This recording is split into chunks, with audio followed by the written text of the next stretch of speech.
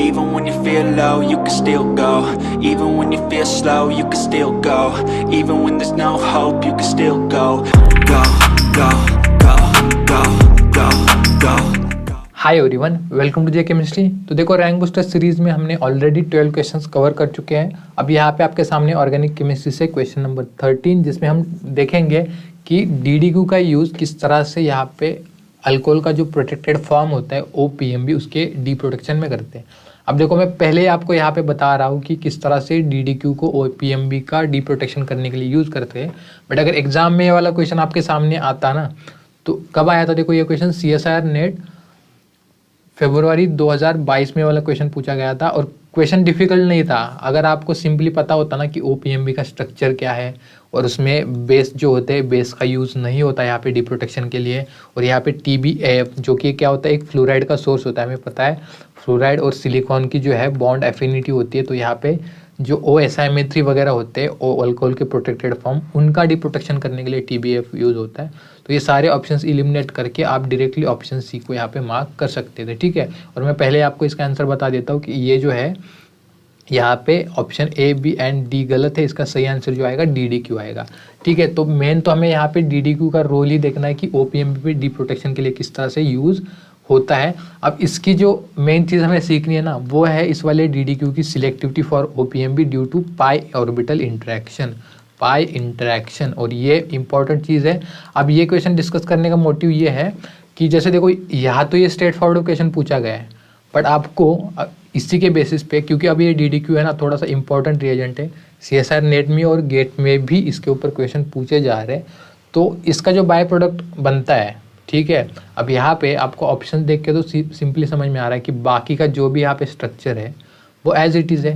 सिर्फ यहाँ पे OPMB जो था प्रोटेक्टेड फॉर्म, इसमें से OH बन गया है। तो बाय प्रोडक्ट क्या बन गया है, या फिर यहाँ पे इंटरमीडिएट किस तरह से होता है, किस तरह से यहाँ पे कॉम्प्लेक्स बनता है, या फिर इसमें इंटरेक्शन किस तरह से होती है, इसके ऊपर आपको क्वेश्चन आ सकते हैं। इसके लिए ये क्वेश्चन इम्पॉर्टेंट है।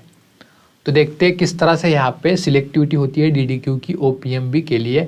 अब आप देख सकते हो, यहाँ पे मैंने आपको ये तो बता दिया कि सिंपली OPMB का OH बनना है, और ये वाला जो सारा ग्रुप है वो एज इट इज़ है। तो इसको हम R लिख सकते हैं, R, राइट। इसके बाद क्या है यहाँ पे, यानी कि ये वाला CH2 भी इस वाले R ग्रुप में इंक्लूड है। इसके बाद अल्कोहल का O है, और PMB का मतलब क्या है यहाँ पे, पैरा मिथॉक्सी बेंजील, यानी कि CH2, उसके बाद बेंजीन रिंग यहाँ पे इस तरह से, राइट।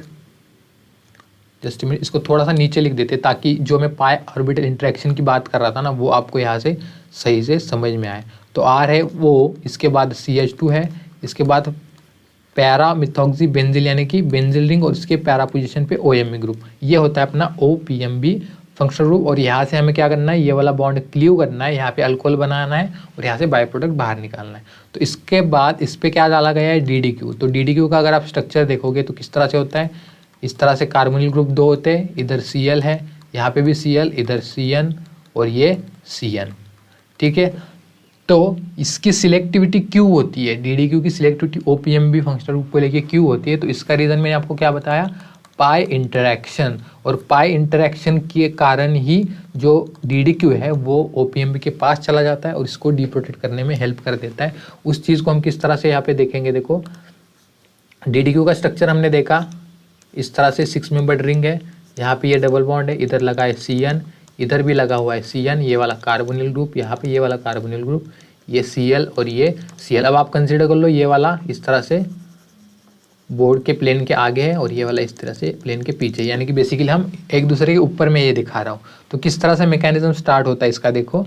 अब ये क्यों आया इसके पास, तो ये जो, या इसको आप पाई ऑर्बिटल इंटरेक्शन या फिर सैंडविच इंटरेक्शन बोल सकते हो। ये वाले जो पाई बॉन्ड्स की इंटरेक्शन है ना, इस वाले बेंजीन रिंग के इलेक्ट्रॉन डेंसिटी के साथ होती है, इसको बोलते हैं पाई इंटरेक्शन।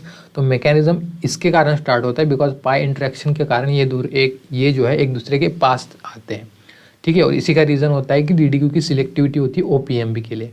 तो मैकेनिज्म कैसे स्टार्ट होता है, ये ऑक्सीजन इधर इलेक्ट्रॉन ट्रांसफर करेगा, ये इधर ट्रांसफ़र करेगा, ये यहाँ पे ट्रांसफ़र करेगा, और यहाँ पे ये जो CH2 लिखा है इसको हम CH एंड ये वाला H दिखा सकते हैं।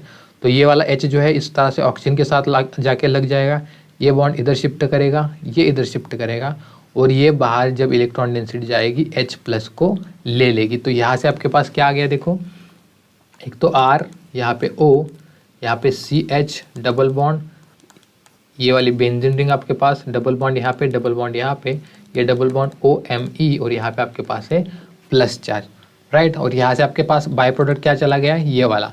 तो आपको DDQ का अगर बाय प्रोडक्ट पूछ ले तो आपके पास ये वाली सिस्टम बन गई, OH, यहाँ पे इसके ऊपर Cl है, और यहाँ पे आपके पास CN है, राइट। ये बन गया। इसके बाद देखो क्या होता है, इसके बाद डालेंगे यहाँ पे वाटर, तो वाटर क्या करेगा, इस वाले कार्बन के ऊपर अटैक करेगा, ये पाई बॉन्ड इधर शिफ्ट करेगा, ये इधर शिफ्ट करेगा, और ये यहाँ पे इसको न्यूट्रलाइज करेगा। तो यहाँ से आप देख सकते हो आपके पास क्या आ गया, एक तो आपके पास यहाँ पे अल्कोहल है, राइट, एक तो आपके पास यहाँ पे अल्कोहल है, ऑक्सीजन है, इसके बाद यहाँ पे CH है, इसके ऊपर आके लग गया OH, बाद में यहाँ पे अपने के पास इस तरह से बेंजीन रिंग है, और जो यहाँ पे OMe डबल बॉन्डेड था ऑक्सीजन, वो न्यूट्रलाइज हो गया। इस तरह से हम यहाँ तक पहुँच गए। इसके बाद लास्ट स्टेप में जो होता है वो क्या हो जाता है, यहाँ पे अल्कोहल का डी प्रोटेक्शन, एसिडिक कंडीशन इसको प्रोवाइड की जाती है, ये इधर शिफ्ट करेगा, यहाँ से जो O- बाहर निकलेगा वो इस वाले H+ को ले लेगा, तो आपके पास ROH यानी कि आपका अल्कोहल गेन करेगा। और इस वाले केस से जो PMB वाला पार्ट था वो बाय प्रोडक्ट क्या मिलेगा, यहाँ पे आपके पास ये वाला अल्डिहाइड, और यहाँ पे आपके पास OMe, राइट।